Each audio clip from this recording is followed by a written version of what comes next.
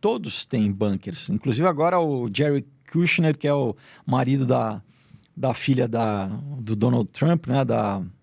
Qual é o nome dela mesmo? Da Ivanka, né? Eles vão fazer um bunker numa ilha na Albânia. Inclusive a população da Albânia se revoltou porque, né, eles falaram, o que eles estão vindo aqui?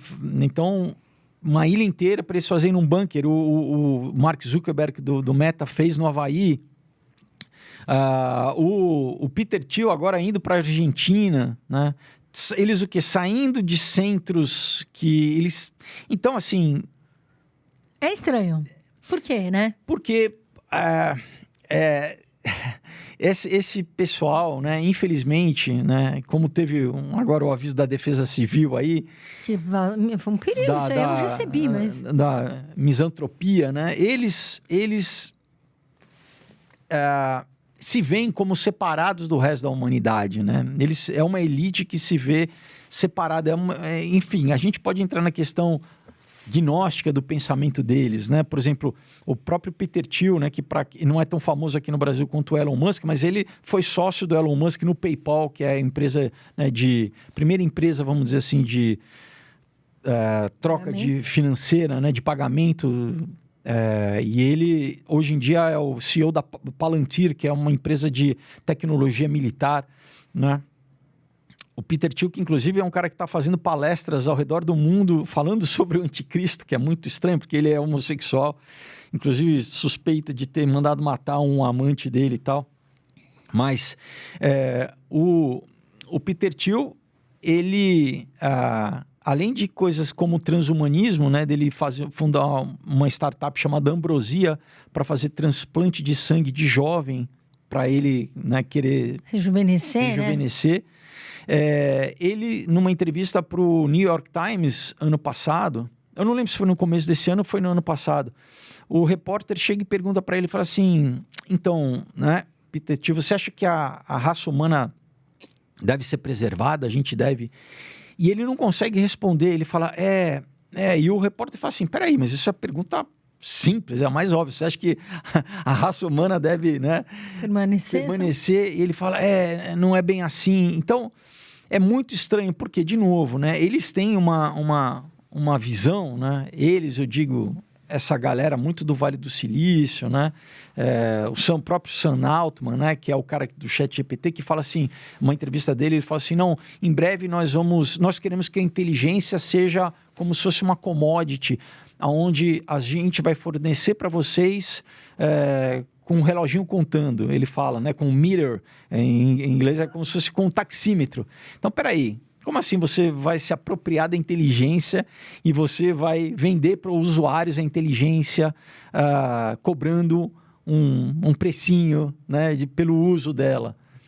Então, de novo, quando você começa a ver, né, essa série de avanços, que para mim não é avanço, né? Na verdade isso é uma prisão que está sendo, né, construída, junto com a questão, por exemplo, então a gente tem, né, a questão econômica que falei aqui, né, da moeda digital, da renda básica universal, né, onde todo mundo vai vai ser obrigado a funcionar nesse sistema, que se você não quiser, você não vai ter como, né? Você já tem lugares que, por exemplo, não aceita mais dinheiro, né? É só digital, né?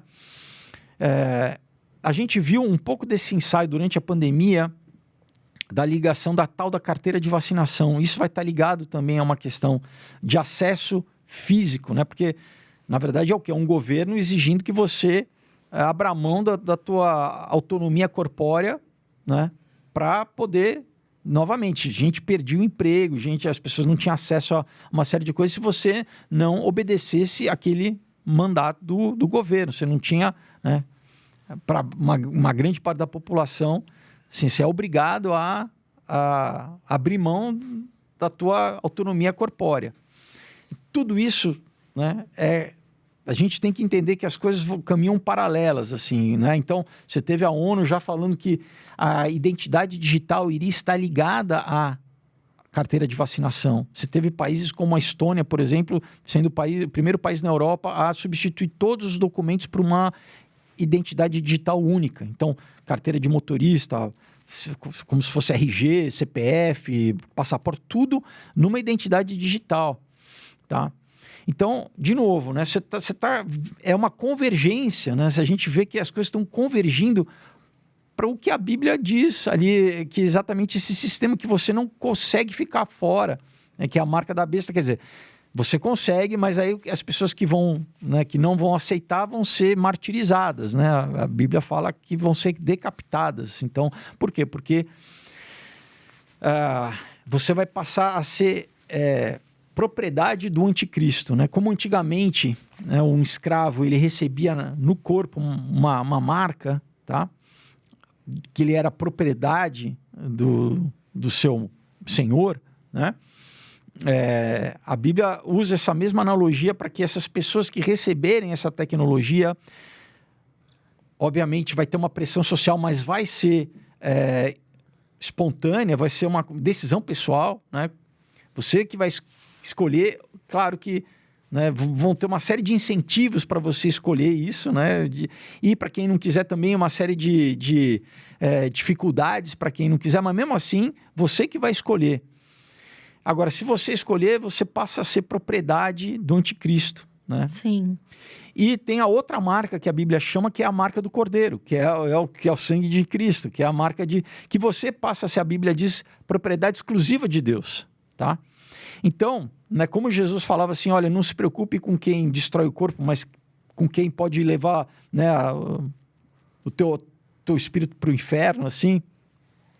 Então, essas pessoas que são os mártires da tribulação, que a Bíblia diz em Apocalipse, são pessoas que não vão aceitar levar a marca, né? Mesmo podendo serem mortas, elas vão preferir né, morrer aqui fisicamente, mas ter a vida eterna garantida, né? Então, assim, eu falo, é melhor a gente decidir hoje, enquanto você ainda, por enquanto, quer dizer, tem ainda lugares no mundo onde o cristianismo é proibido e as pessoas continuam sendo martirizadas, né? Tem pessoas que hoje estão dando a vida delas na África, né? No Irã, na China, mas a gente ainda tem essa possibilidade de viver numa sociedade que a gente pode confessar a sua fé. Agora vai chegar um momento onde, né, você não vai poder confessar a sua fé, porque, né, o outro ponto, né, então a gente falou da questão política, né, da vigilância social, da questão econômica, da, né, moeda, e isso vai estar, de novo, né, numa única coisa só tecnológica que eles vão querer introduzir no nosso corpo, mas vai ter a questão da adoração, porque diz que as pessoas vão ser obrigadas a adorarem a imagem da besta. A besta é o quê? É o anticristo. Então, é a imagem dela, como se fosse um holograma dela. Então, imagina, é como se, né, você tem o anticristo ali, não sei onde ele vai estar, se vai ser em Roma, se vai ser em Washington, se vai ser em Londres, né, mas ele vai estar uma pessoa, né, vai estar encarnado ali.